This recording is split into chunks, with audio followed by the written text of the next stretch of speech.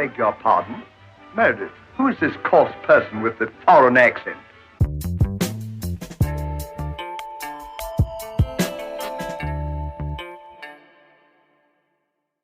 Right. Welcome, everyone. This is the Talking Ass podcast. Nowadays, I'm a professional, so right away we'll go.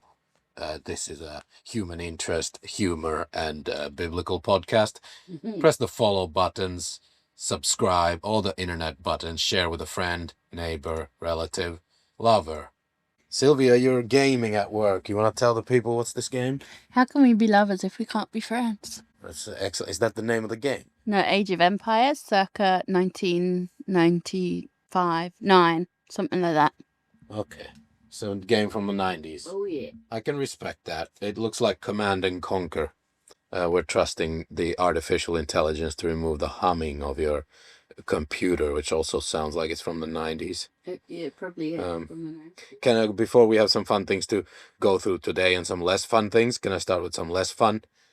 Immediately, I must say to our friends on the right side of the political map, that thing in Davos, I mean, on this podcast and in my life, I have given that guy chances and benefits of the doubt galore. That shit was some illiterate, even for him, that was some illiterate, rambling, nonsensical, counterfactual awfulness. He even made fun of the French president for wearing sunglasses, and the guy apparently had some kind of eye issue, medical thing.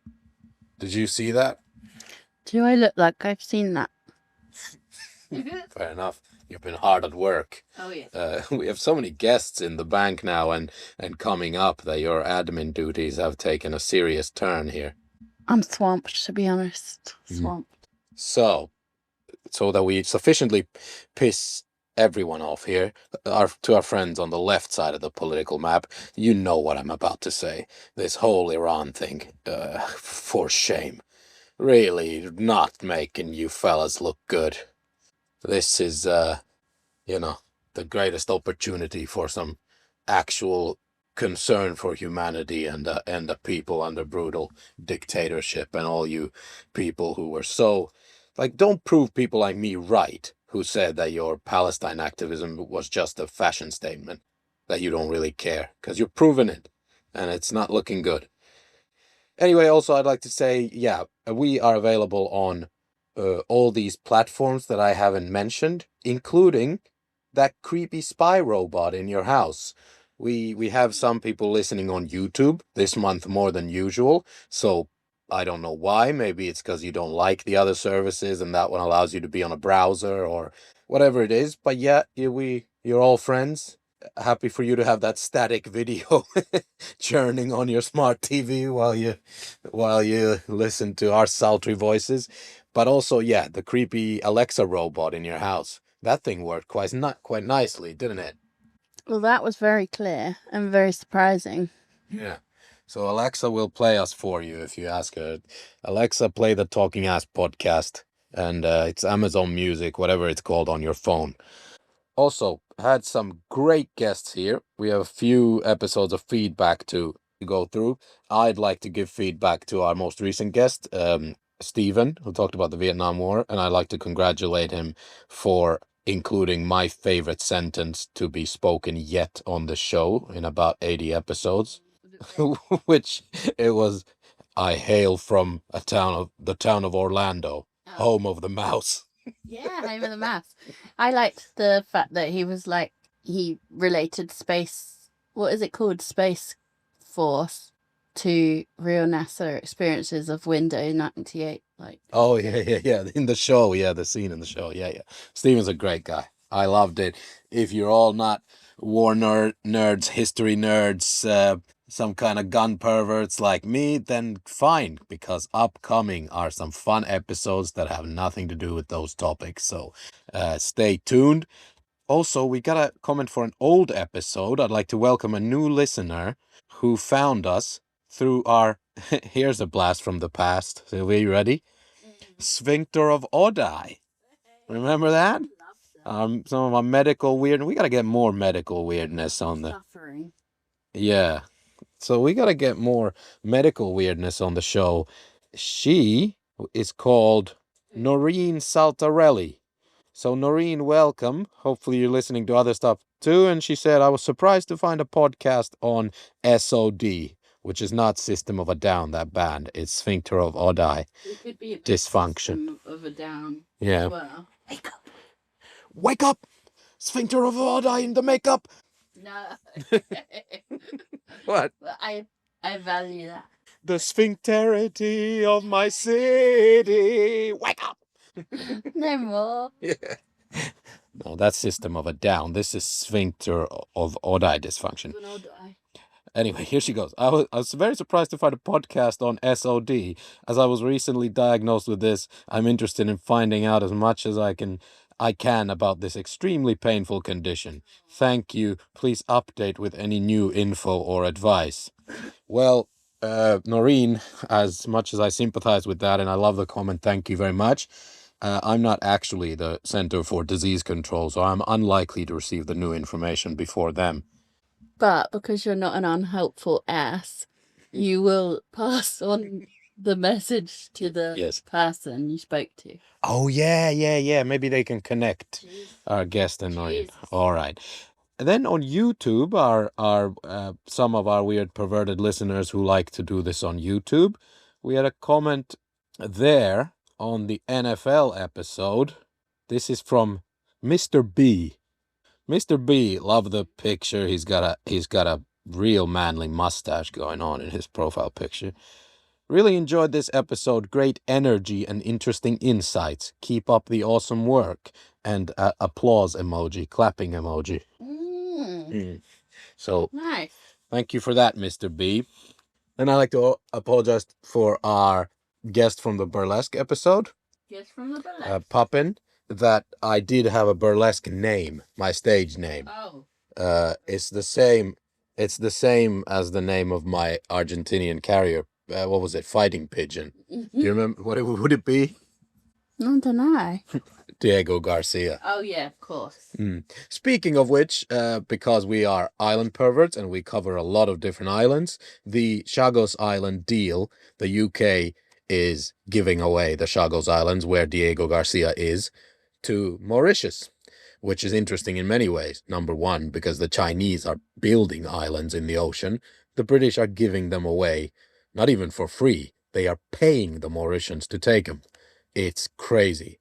The other obviously interesting aspect there is that Mauritius had nothing to do with them in the first place and have never been interested. And they're as far away from the Chagos Islands and Diego Garcia as we are in the UK from Ukraine, basically. Wow. So, take that. And to add insult to injury, Mauritius is also in the pocket of the Chinese. So, if you had to choose which side they're on, when it comes to strategic assets like islands in the ocean, they are not on our side. So not a great decision. To add even more to that, apparently the lawyer who's behind all this wheeling and dealing is a personal friend of Keir Starmer, the British Prime Minister. So there's that. There's some insider wheeling and dealing here. Seems like a dirty, potentially dangerous and stupid thing to be doing, to give away islands in this current world situation we're in. Islands in the stream. Yeah. Well, that's about it, yeah. Congratulations to Amy Poehler for winning the Golden Globe for Best Podcast. I'm just kidding. Fuck that. All the celebrities who were keeping out the podcast, all of Hollywood trying to shut out any new media until the new media got so much bigger than them. And now they're gifting awards to their friends who are starting podcasts. Jesus Christ. It's embarrassing. It's pathetic. Regarding things you listeners need to thank me for, quickly, I believe I've already given you enough gambling advice that you have bought several summer houses for your family, for your secret other family, for your mistresses and tennis coaches and whatever. So another one, I was right about Josh Allen, 2 rushing touchdowns or more in the division. And And 2 mistresses. 2 mistresses or more for Josh Allen as well. Yeah, 2 houses or more he probably has. I was right about Chicago winning in the first round as well, and so forth. We did very well in that NFL playoffs preview episode.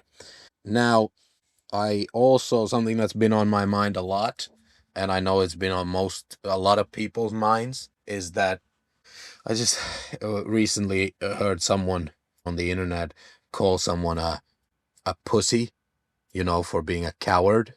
And I just wanted to remind that person that, like, I just hope that they know that this has nothing to do with female genitalia, that pussy is short for pusillanimous or cowardly. So, there. What the person online meant by it, then. Well, just when people call each other that, I just would like to remind anyone getting upset about that actually all you need to do is learn some English and realize that there's nothing to be upset about. No. Pusillanimous is an old ancient word. I'm sorry, but it might be old and ancient and, sophisticated, but the person that said it very much was probably not and did mean it to be a female genitalia. Yeah. In my opinion. The joke's on them for misusing the word. If they want to call someone that, they should just say you're a vulva. But to be honest, it just obviously begs the question of why we need to call people women's parts. No, but the point is they're not. Pusillanimity is... They are trying to, but you know that they are doing it wrong. Yeah. As they say in the old country, I'm playing the small head here. Because that's what they're calling people. Yeah. But when I use it, I'm just using it as shorthand for pusillanimous. That's what you really mean it. Yeah. Whereas when I say, when I call someone a penis, I really do mean it. Exactly. Good. So, I had a few thoughts about this situation in the Iran. The eye. You know about that? Heard of it. Yeah. Not the best.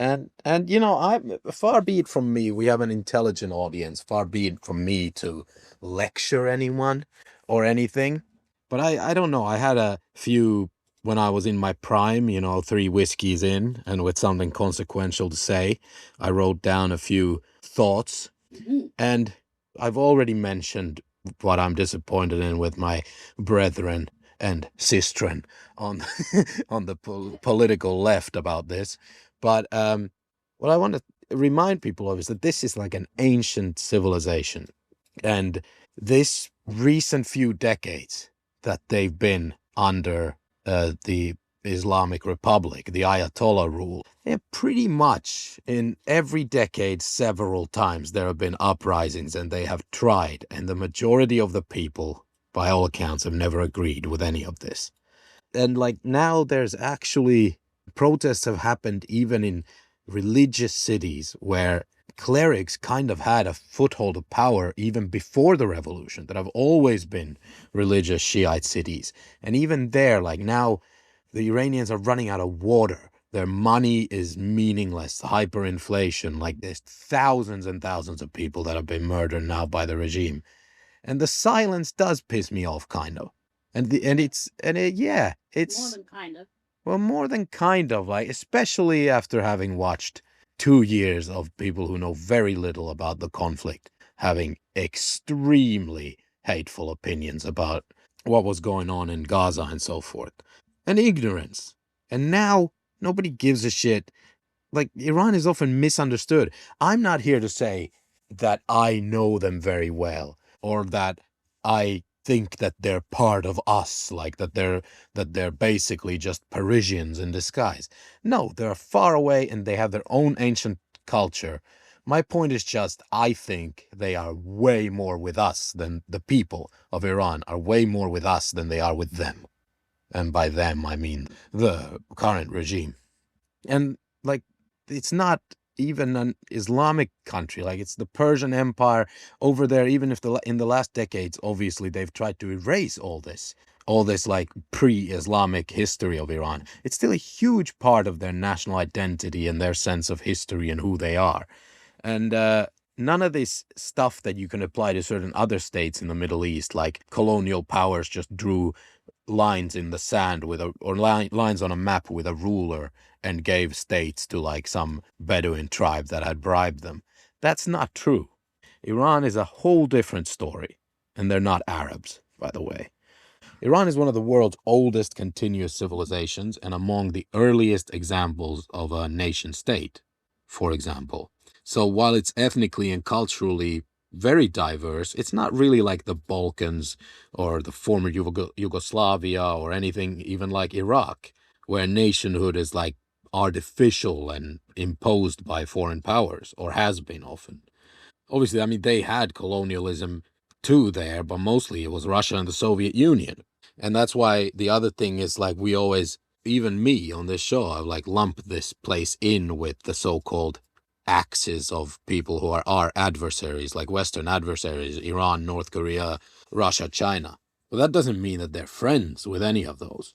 Iranians mistrust Russians completely. They don't really like them at all historically. So it's not that simple. But the current Iranian regime, obviously, the Shiite theocratic dictatorship, is the largest state sponsor of the most awful terrorism you can imagine in the world, ranging from Argentina to Israel and from America to Belgium, including attempted presidential assassinations and so forth. So those guys are certainly among our biggest enemies. By our, I just mean decent people everywhere. But yeah, my point is like this Iranian ancient civilization they have, it's like based in things that are even older than Islam. There's something called Zoroastrianism. I'm not gonna pretend to know anything about Zoroastrianism, but I have heard that word all my life. Do you know why? The Mask of Zorro was a good film. And you like stars. No, can I tell the story? I'll tell you a I story. think you should. So this is a story about a very special little boy. He was born on a September morning in Sing it. Some singing will come in here soon. Okay. This boy was born on a September morning in 1946 in Stone Town in the British Protectorate of Zanzibar, which is now part of Tanzania. Yeah. Also, by the way, an island we must and will visit in our Island Paradise series because really interesting. How'd we go? The boy's parents, Bomi and Jair Bulsara, were from the Parsi or Persian community of Western India, and they were Zoroastrians. Their son, Farouk, was born with 4 extra incisors. That's 4 extra front teeth for any of you who don't speak English. And some of you might now by now know who I'm talking about, because when Farouk's family fled Zanzibar during the revolt, which was a nasty affair, by the way, there was massacres and stuff. We got to look into Zanzibar. They arrived in England. And when they arrived, those 4 extra teeth eventually gave Farouk Bulsara an enhanced vocal range that made him the greatest singer in the history of rock music. Now, Oh, is it Jimi Hendrix? now let me get to the end. You'll know who it is. So now, I don't know. That's just my personal connection to I know nothing about the ancient Persian civilization. And again, I'm not here to tell them what is the right move right now. And I'm not trying to impose anything. As I said, I just think you're way more with us than you are with them. And of course, us in the West have fucked up plenty in Iran as well. Over the years, we've supported the wrong people, the people who actually hate us more than the regime, or people who actually like money more than they want anything else, and so forth. But what distinguishes the present moment is that the Iranians have seen that our lies and our bullshit are merely mistakes and misjudgments. The lies and bullshit of the regime are intentional to keep the people in the dark, while they plunder the national resources of the country and funnel all the wealth to their accounts abroad. Does that sound familiar? That's exactly what this regime said when they took over that the Shah was doing, the previous ruler of Iran. So, anyone who believes in human rights or universal rights or international law or any other liberal ideas, now is your fucking time. Iran needs you. And I'm sorry that they don't have the big bad Jewish evil enemy or actually the regime has that enemy. But the people don't. And if you care about the fate of people under aggressive regimes or occupation, whatever buzzword you choose to use. Now's the time to take a stand. And I hear silence. It's shameful. Mm. And again, this is not to say that on the right has kind of taken this Iranian cause partially because Trump has said things, but that guy's, and we've learned now, if we haven't learned before already, that guy's unhinged and not exactly a force for stability in this world. Anyway, I don't care who takes over after. It can't get much worse. I'm just saying that no matter how this goes, even if there's another American or Israeli bombing, if it ends up... I hope not. What's that? I hope not. Yeah, and I'm not hoping for war either. But if it ends up toppling this regime, maybe not the worst thing that could happen. And maybe just overall sentiment is, in the words of the greatest Persian who ever lived, alongside Salman Rushdie, perhaps. I like him too. Who was the... It's time for the hammer to fall. Oh, yeah, of course. Hey, Sylvia, public service announcement. I don't think you can beat It's Time for the Hammer to Fall, can you? After all that rambling. Please, don't worry. Could everyone just contact in to just bring Mr. Assman down a few pegs, just like 4 or 5 pegs, because he needs you to do that. Yeah. Kind regards. Yeah, hey, don't forget to send hate mail, your own comments and feedback to talkingasspodcast@gmail.com. And do you know what's coming, Sylvia? The new world. Well, the reason we didn't do an island today is that we're about to... The next one will be something fun. Oh, yeah. I don't want to tease too much, but it'll be something fun for everyone. Nothing warlike, positive fun. And then the one after that is we have a full-length episode going to an island, paradise. And we have a very special guest. And we are going to visit some very special friends of the show. I mean, I'm assuming they're friends of the show. They don't speak English. But we are at least big friends of them. We don't mind people that don't speak English. Do you have any guesses what it might be? No. All right. Well, what kind of creatures don't speak English? Animals. Animals. Yeah, might be our first official animal episode on an island as well. So We don't speak English either sometimes. You would know. All right. Follow, subscribe. See you later.